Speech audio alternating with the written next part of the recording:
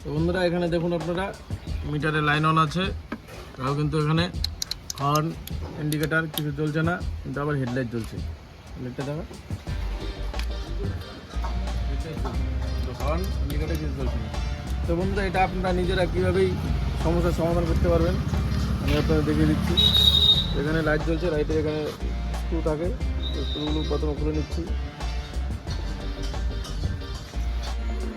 যে ফ্ল্যাশার আছে এখানে ফ্ল্যাশার এবং হর্নের সুইচের যে 12 ভোল্ট সেটা একটি তারের সঙ্গে দেওয়া আছে।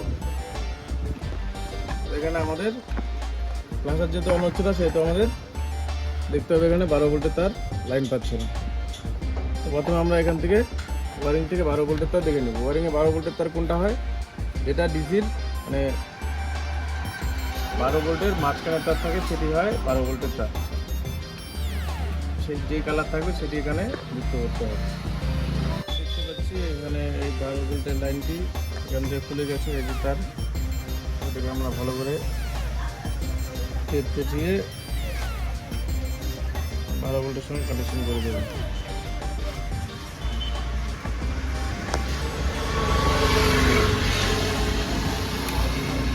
এখানে আমরা দেখতে পাচ্ছি 12 ভোল্টের লাইন এখানে আমরা পেয়েছি।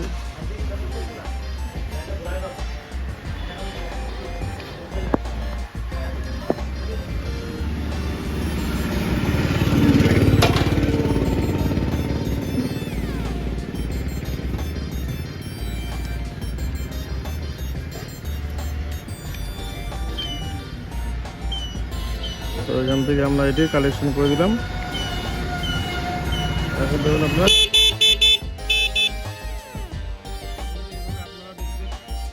বাড়িতে বসে 12 ভোল্টের লাইন খুলে গেলে কোথাও লাগিয়ে দেবেন।